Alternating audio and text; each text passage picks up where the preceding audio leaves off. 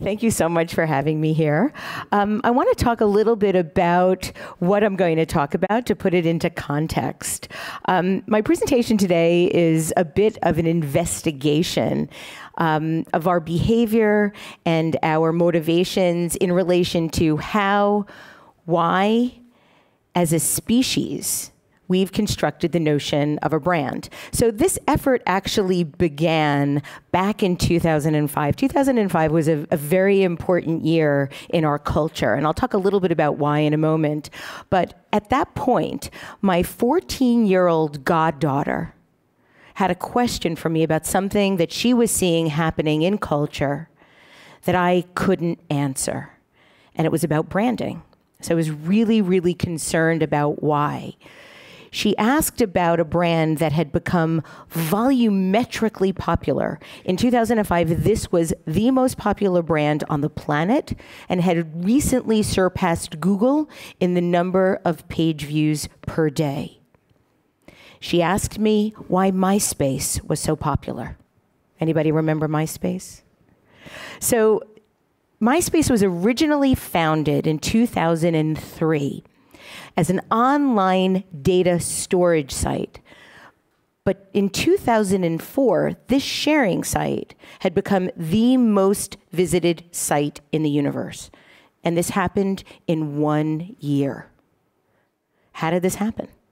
I didn't know. And as someone who had spent my entire career in design and branding, I felt somewhat mortified that I couldn't answer my 14-year-old goddaughter's question.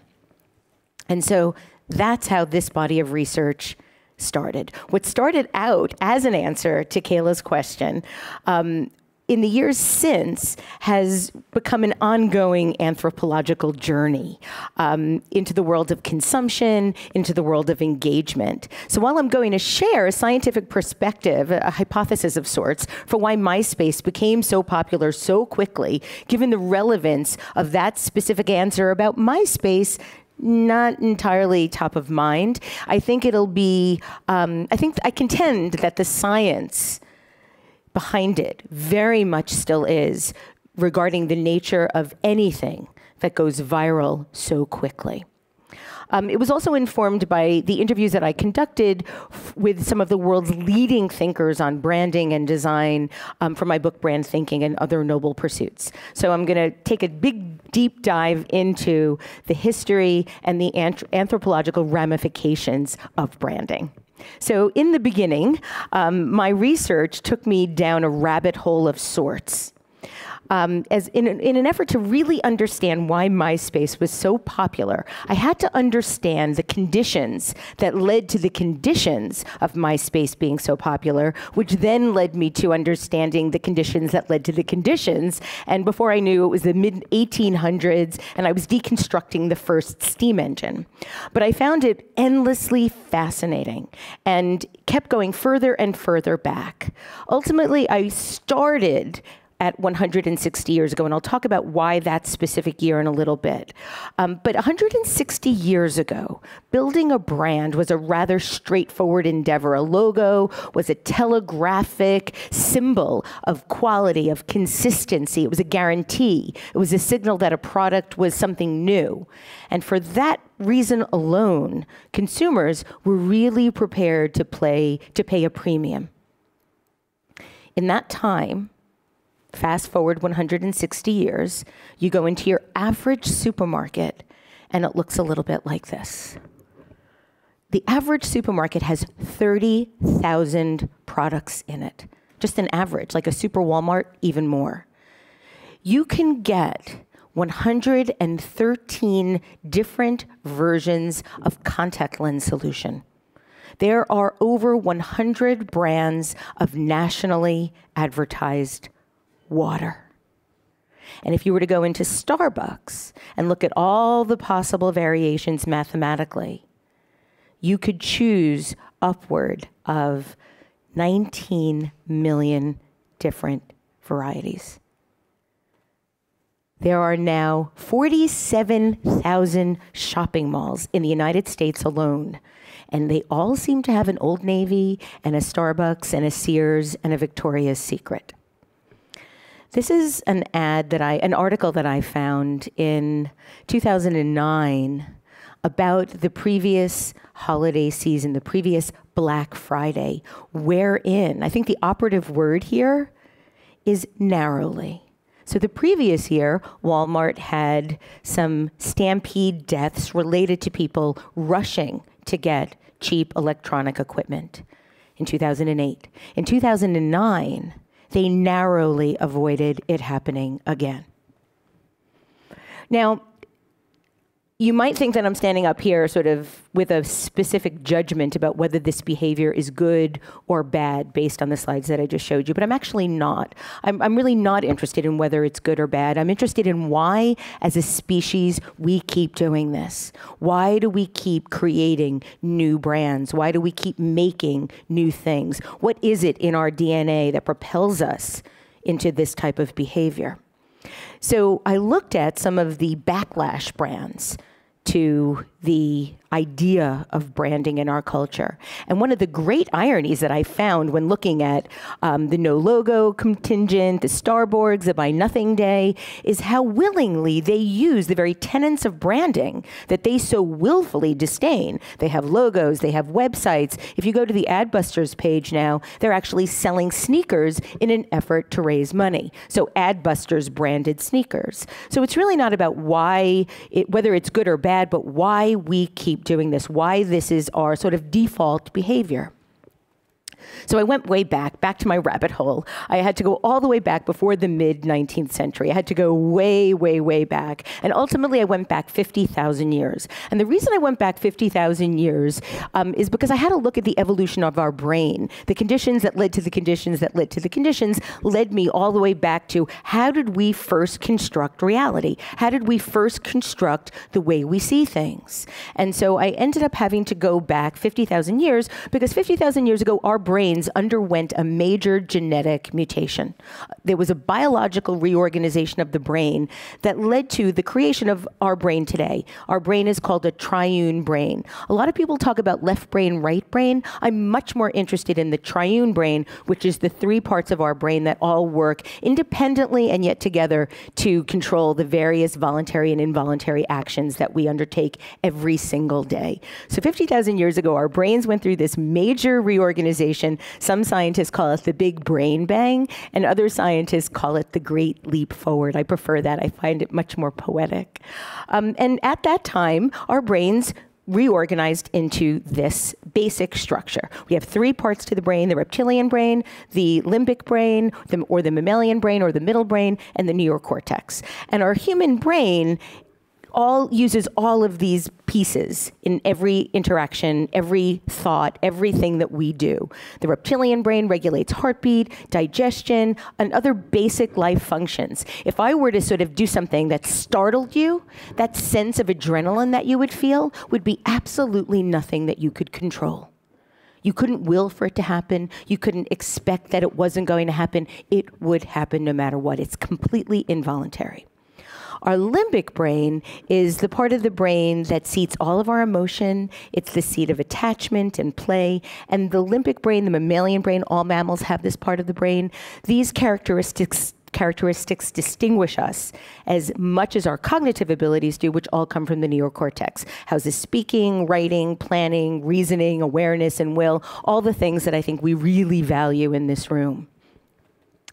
The Great Leap Forward is responsible for all of our modern abilities: language, art, music, cooking, self-decoration. These are fundamentally considered cultural universals. No matter who we are, no matter where we live, no matter our orientation, our gender, our race, we all embody these universals.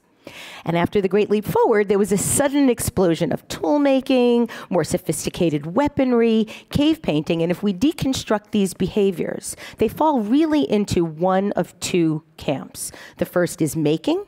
As designers, as branders, as marketers, as inventors, here's where the seeds of our behavior first form. And then marking as well.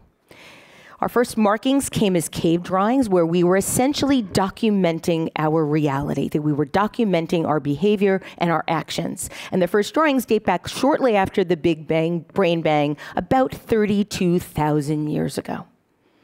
During the lower Paleolithic era, we started to manufacture stone tools. We started to manufacture fibers where we would be able to create the first, what I call the first mobile device, to be able to carry things from one place to another. We carved shelter out of rock to protect us from a varying environment.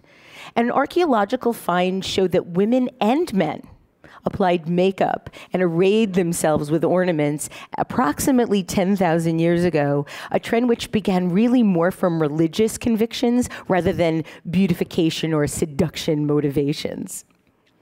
At that point, we felt so strongly about this higher power that we started to create marks to signify our specific beliefs. And then we started to create crests and shields to telegraph lineage. The first flags were actually used to assist military coordination on battlefields. And flags have since evolved into a much more general tool for rudimentary signaling and identification. But I love the idea that the only way we could really tell what side somebody was on, the good side or the bad side, depending on our point of view, was with something that we had to manufacture. We couldn't tell that about ourselves intrinsically. We had to use a symbol to signify that we were different or better. So the actual word brand itself emerges in our culture in 1010 AD in the Anglo-Saxon poem Beowulf, and it literally means to mark or to destroy by fire. And the concept of branding at this point is first used to identify livestock. Brands were painted on animals with pine tar in an effort to signify ownership, and then later for speed and efficiency, hot iron brands were used. Brands as we know them originated in the 19th century. Before the Industrial Revolution, products and services were associated with people rather than with organizations. And I was just talking with Irene Au, and she was talking about how the group of people here that have started their brands very much are associated with the values that you bring to the marketplace. So it's interesting how these ideas about ownership and about brands evolve, and the pendulum swings back and forth. And there's a really, really interesting pendulum swing happening right now as we speak that I'm going to talk to you about after I tell you why MySpace became so popular. So it was at the time in the 19th century that major changes in agriculture, in manufacturing, in mining, and transport began to affect the socioeconomic conditions of our time, and products began to be distributed to a wider market, primarily through transportation. Customers that were previously only familiar with locally produced goods began to see these prepackaged goods as more convenient. They saw them as superior, and it's interesting, again, to see how that tide has turned in terms of the local farm-to-table effort that's been happening, the movement that's been happening in relation to the idea of something being superior because it's prepackaged or more convenient. That's completely turned on its head now. So the Trademarks Registration Act went into effect on January 1st, 1876, and brands became legally recognized. This was the beginning of what I'm calling the advent of modern branding. The very first branded product in the United States was a British brand, and that brand was Bass Ale, is Bass Ale. And I love what it says about our culture as a species, that the first brand registered in the United States is an alcoholic beverage. And I'm going to show you now one of my favorite slides in the presentation, which is the first case of product placement, official product placement. The Edward Manet French Impressionist. The painting is in 1882. And I'm going to walk over and show you Bass Ale. There you have it. Picasso did one too, but Manet was first. So what's happened since then? What's happened since? How did we get to 100 brands of nationally advertised water? So what I've done is I've organized all of the big brands that have evolved since the Trademarks Registration Act in an effort to create the conditions that led to the conditions that led to the conditions to create a scenario where this online data storage site could virally become the most popular brand in the world, which seemed as if it had happened overnight. Why? So 5 waves of brand evolution, modern brand evolution. What's interesting is as I organized these, I saw that each ushered in a new class of brands that corresponded with a huge cultural evolution. And we're in the midst of one right now. So wave 1, I'm going to try to go through these fairly quickly. Wave 1, brands guaranteed quality and consistency. At first, this recognizable symbol of quality and consistency was represented by a label or a corporate identity, which at the time were the paramount attributes of mass production. And a lot of people still think that a logo is a brand and a brand is a logo. In fact, a brand is actually a whole collection of symbols that create a very specific impression. Packaged goods signified premium. And these were some of the popular brands at the time: soup, soap, cereal. They were among the first products to be branded in an effort to increase the consumer's familiarity with the manufacturer's products and created a promise of expectation. You expected that these products would taste the same, whether you ate them or drank them or used them in Boston or California. You also expected that they would be safe, which might not seem like a big deal now, but at the turn of the 20th century, it was a huge deal. Sanitation was a huge deal. So the original Foods and Drug Act was passed by Congress in June of 1906, and it prohibited misbranding food, drinks, and drugs.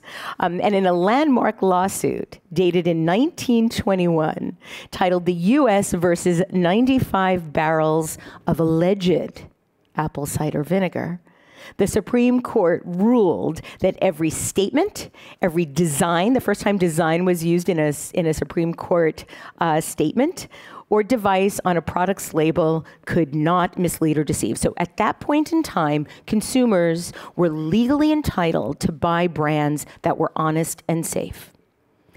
Wave 2. This is really an interesting time. This becomes the gold rush of branding.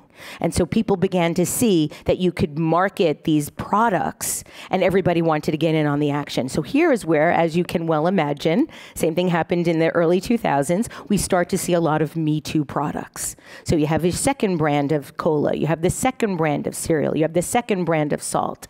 And copycat products in categories like this were just proliferating over and over. And here are some of the leaders at the time. So these character-endorsed brands provided, in some cases, their only point of differentiation and became the first consumer relationship. And we also began to see metaphor engaged in brands, the first examples of storytelling. So these were not real people. There was no Betty Crocker. There was no Uncle Ben. The interesting thing about the Little Morton Salt Girl was that her whole logo, the whole portrayal of the Little Morton Salt Girl was a metaphor. She's carrying an umbrella. She's trailing a whole line of salt behind her. And that was done in an effort to tell the consumer a story. The whole point of difference between Morton Salt and any other was that the crystal was chemically altered so that it wouldn't stick together when it came into contact with any humidity or water. Well, that wasn't that sexy a story. So the tagline became, "When it rains, it pours." But people believed that Betty Crocker was a real person because they could hear her voice on radio commercials, in the soap operas that were on the radio. And this was so pervasive that somebody actually called General Mills, asked to speak to Betty Crocker because they wanted to marry her. A little creepy, but true. Here's the ad. At this time, you could relate to and project into this character. And the associations that you had with the product became the associations that you had with the character. Now, these characters you probably know: Snap, Crackle, and Pop. Now, there's something really interesting I noticed about cereal packaging a couple of years ago. See how all their eyes are looking down? Why? Then I realized that if we look at almost any cereal packaging, they're all looking down. The reason they're looking down is because when kids are looking at cereal in the aisle, they're looking up, because they can't see eye to eye with the cereal. When I was working on the redesign of Milkbone, we did the same thing with dogs. The dogs are looking straight at the consumer. So if there is an engagement that is face-to-face, eye-to-eye, there's a lot more of a chance that people will notice your product. Wave 3. Brands become self-expressive statements. Anybody watch the finale of Mad Men? So as soon as that ends, this whole stage begins. Things start to get really interesting here. Culturally, we're in the middle of the biggest social revolution of our generation, and the idea of a label begins to evolve into a much more comprehensive set of ideas, of associations. It's not just functional as in wave 1, it's not just emotional or anthropomorphic as in wave 2, but it becomes self-expressive.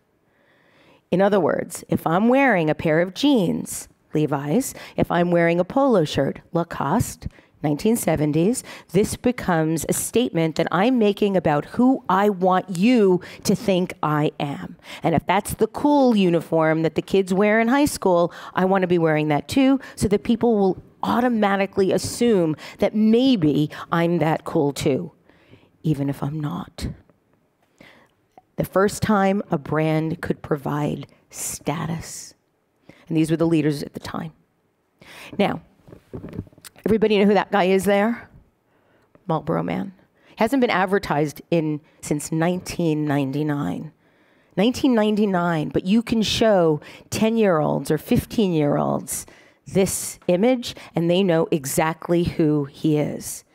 I'm going to show you another image for wave 5 that represents wave 5 that will have the same response, but there's actually no brand associated with it.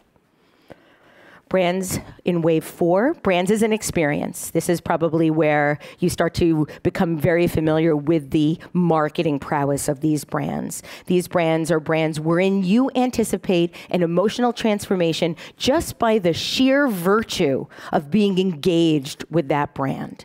So here are some of the leaders: Apple, Starbucks, Disney. An emotional transformation that becomes almost a movement or a rapture. And this is when brand zealots first are born.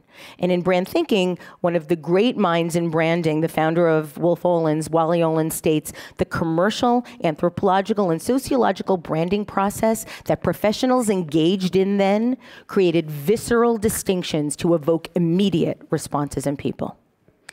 So before we get to wave 5, I want to talk a little bit more science and talk about our basic instincts, because this really does provide the foundation of my hypothesis about MySpace.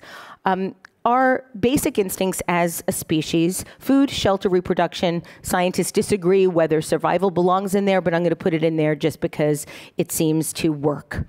Either way it works, but I like the idea that we are really compelled to survive. We also have a significant collective tendency. But this is not just in human beings. Nearly every species organizes itself in some type of pack. The instinct to survive, I think, creates this tendency. We feel safer and more secure in numbers. And we see this everywhere. We see it in fish. We see it in ants. We see it in birds. We see it in dogs. We see it in cats. We see it in monkeys, and we see it in people. We see it in the way we dress. We see it in the way that we define what we believe in. It's also something that we see in cultural movements. So hippies, Hells Angels, yuppies, goth. But the most pervasive pack organization of all is the family. Typical Western or American, Western European or American family, an Amish family, a Peruvian family. Given the choice, from a scientific perspective, the need for our brains to connect with others is more important than anything else in our lives. What is now considered attachment theory was first put forth in the 1950s. When a person is present that you care about, you want to be with them, when they're not around, you feel anxious when they're absent. The origin of this attachment theory can be traced to two publications in the 50s. John Bowlby's The Nature of the Child's Tie to Its Mother, in which early concepts of attachment were introduced, and Harry Harlow's The Nature of Love, which was based on the results of experiments that showed that infant monkeys preferred emotional attachment over food, and when babies have no relationship with a caretaker, no matter how much they're fed, they will not thrive. In fact, they can often die. The worst punishment, it has now been revealed, the worst possible punishment that we can inflict on other human beings is not physical torture. We will have a psychological break first in solitary confinement before physical harm. So, we feel happiest about who we are when we have secure feelings of attachment to other people and our brains resonate harmoniously with others. But, oh, I see somebody wanting to take a picture. I'll go right ahead. But, there is a population trend that is flying in the face of this need. More and more people are living alone. We are now living in a day and age where 1 in 3 people are living alone. Single person households have grown from 1 in 10 in the 1950s to now, and it's nearly 1 in 2. What's interesting about this from a analytics point of view is that it's statistically staggering. Absolutely staggering. But attitudinally, it's also really interesting, because who was that one person living alone in 1950? It was the spinster. It was the weird uncle. There was a whole cultural pariah mentality to what this single person living alone was doing. Fast forward 60 years, and the outright celebration of sexuality, of freedom, and of choice is now imbued in that single person living alone. Quite a difference from the stereotypical single woman living in the world today versus 60 years ago. And the most recent finding, in the same way that once derogatory terms like queer or dyke have been repurposed and owned, there's agency now in those words, there's a campaign to do the same thing with the word spinster, evidenced in Kate Bollock's best-selling book, aptly named Spinster, Making a Life of One's Own. So where does that leave us, and how do we get to wave 5? I want to show you the path to wave 5 in the way that we have been connecting with our families over the last 160 years. So, wave 1, 1875 to 1920, we were listening to the radio if we had enough money to have one. We were doing lots of crafts. We were sitting essentially together, talking and listening. Wave 2, 1920 to 1965, it took 35 years for 150 million consumers to own a television set. 150 million consumers, 35 years. 1965 to 1980, color television. It took 7 years for 150 million consumers to own a cell phone. 1985 to 2005. So now I'm going to show you an image, sort of like the Marlboro Man, where you're going to immediately know what this person is doing without any type of accoutrement or accessories to give it away. Any idea? So if I look at this from an evolutionary point of view, sort of like this. So we're now spending about 35 hours online every week, adults. Children, kids, 8 hours a day. Now, let's think back to when this first started. 2003, 2004, 2005. What we were doing online then is very different from what we're doing now. So if we look back to 2005, when this really first took over, this wave, we were doing essentially 4 things. We were spending our time emailing, playing games, porn, shopping. When the J. Crew catalog went online, it was like people's heads exploded. They could now shop online. It was amazing.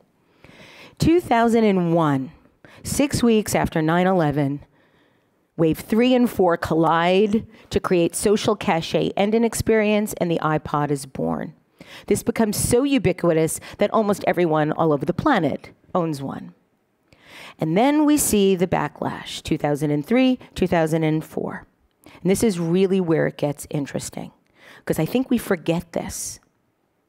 What happened in 2003 and 2004 was trend forecasters basically were telling us that civilization was doomed because of this device. Let me show you some of the articles that came out at the time. iPod isolation. iPod era of personal media choices may be turning us into an isolation nation. Hey, iPod, stop causing social isolation. It was the apex of the Times was captured in the New York Times in December of 2004, wherein James Katz, a communication professor at Rutgers University, states that he attributed the iPod's popularity to a trend in the American culture toward withdrawing from the public sphere or the public culture into one's private space, where you can have complete control over your entertainment. And the New York Times declares that the iPod psychologically depopulates social space for you. It increases isolation and anomie. And then something remarkable happens. Something remarkable happens. Our brains couldn't handle all that alone time. As a species, we could not handle all of that isolation. And we went from being these nihilistic loners to quite quickly spending the majority of our time social networking. And in one short year, between 2004 and 2005, MySpace went from being an online data storage site to the most visited social site in the world. And by June 2006, it surpasses Google as the most visited website in the world. And that is why MySpace became so popular.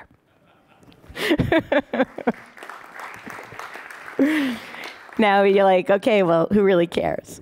They're gone. But it's really, really important because it set up a framework in which all brands, all really popular viral brands have followed. So let me talk to you a little bit about what that is.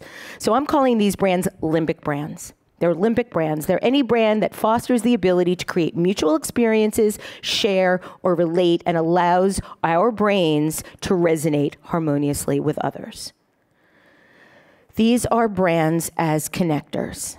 So branding is now become a profound manifestation of the human condition. It is not about marketing or advertising. Those are executions. On its best day, branding is a human-centered behavior created to construct meaning. And it's about belonging to a tribe, to a religion, to a family. And branding demonstrates that sense of belonging. And that belonging allows you to feel closer and more connected to other people, which makes you feel better about yourself. So, very quickly, we then see lots of new social communities wherever and whenever we can. The popularity of brands and websites providing community, companionship, a sense of belonging, and like-minded mutuality are the popular brands. But there's another big but here. Dan Formosa says, I don't think people are in love with the technology or the devices. I think they're in love with what they love is that they found a personal connection to someone, either across the room or across the world, with whom they share a common bond. And I think they're in love with the effect that they can have by connecting with people. So now we're also seeing the way we shop. This is now affecting every type of interaction we have, whether it be commercial or social.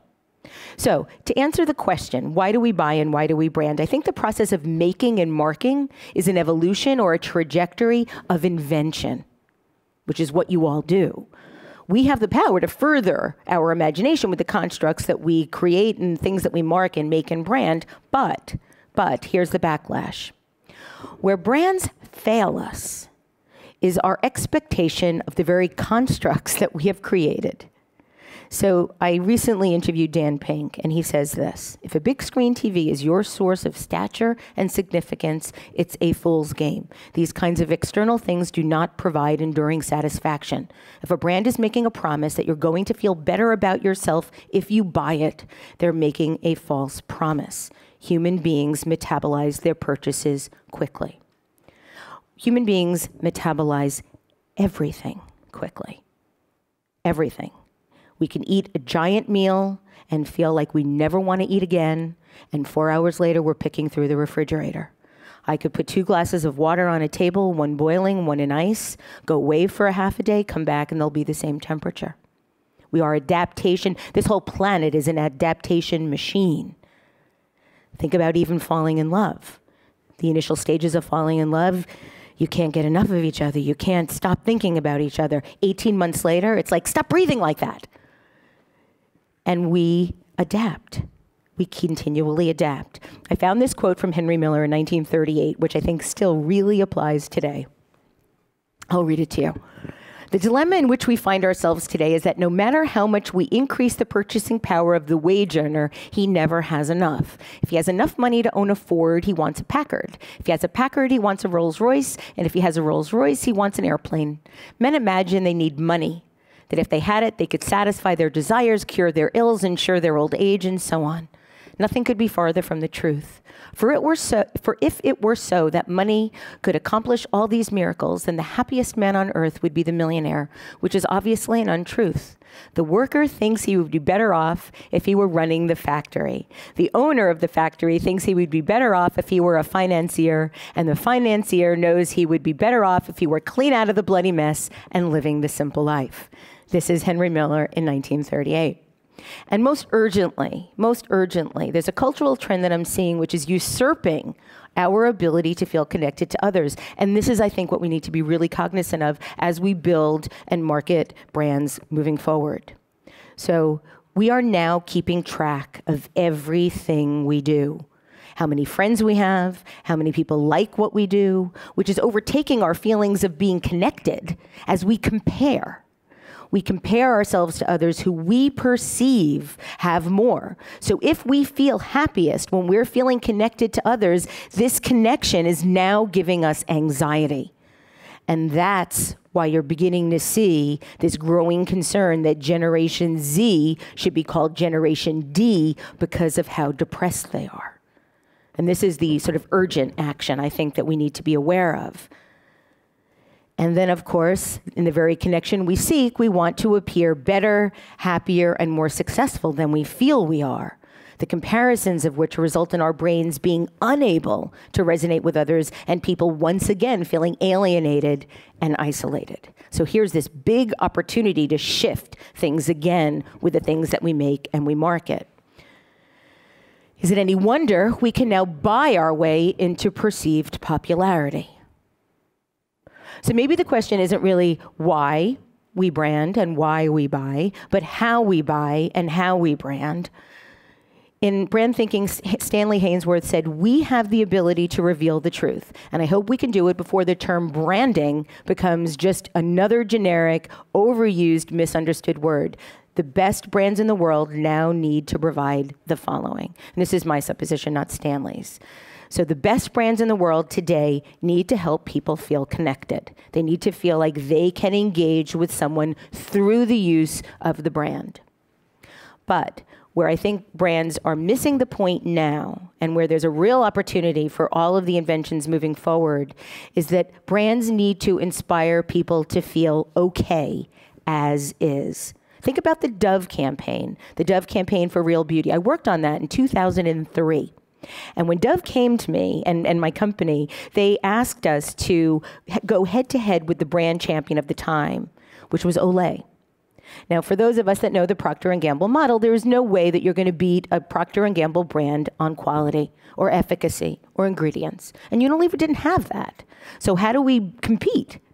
We needed to change the conversation, and the Real campaign for beauty began, and that has been everlasting for the brand moving forward. Making people feel okay as is through the use of your brand.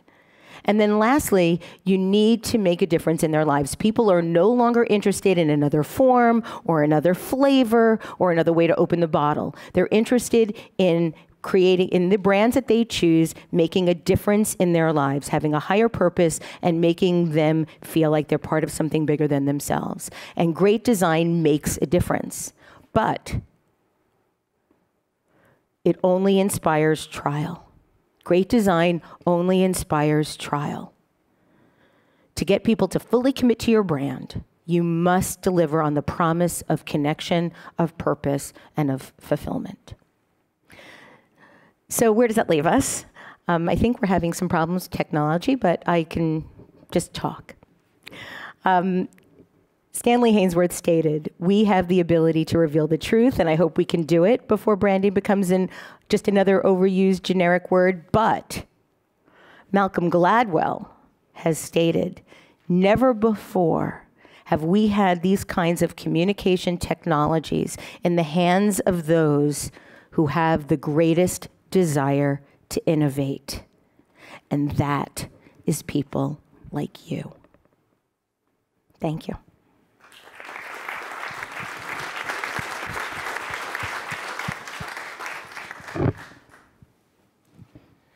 Okay, we do have time for 1 or 2 questions, and then it's lunch. Hans, Trevor. Do you see a trend towards experiences and away from things? And if so, how does that play into branding? Well, people want experiences, but generally speaking, those experiences are facilitated by things. So I don't think that the equation is any different. And I also don't think there's much of a difference between marketing your sort of typical CPG products and marketing products that have nothing to do with the supermarket. The basic human needs are there, and reaching people through those basic human needs stay the same, whether it be you're selling something in a supermarket or a stadium or a slope. You spoke a lot about consumer marketing, and so I'm curious if you could say some words about when your customers are enterprise organizations. Well, those enterprise organizations are marketing to the very people that we're talking about. I think that there is a real falsehood about the difference between B2B and B2C. I think ultimately what you want is to get people engaged in what it is you're selling them. Right? You're selling something, you want either customers, clients, consumers, whoever to be, you want to capture the imagination of the user. Well, doing that, whether it be B2C or B2B, is entirely identical. It is absolutely identical. You're looking to engage someone, to seduce someone, to get somebody interested in what you have that they didn't have before. You want them to consider something that you're selling to be the paramount vehicle for self-actualization in a sort of grand scheme of things. So the way in which you engage people is the same. There might be different channels, different manufacturing, different supply chains, but ultimately the need for something new comes from the same place, wherever it is you're selling it, wherever it is you're marketing it. Thank you, Debbie. Clearly, she's forgotten more about branding than I'll ever know.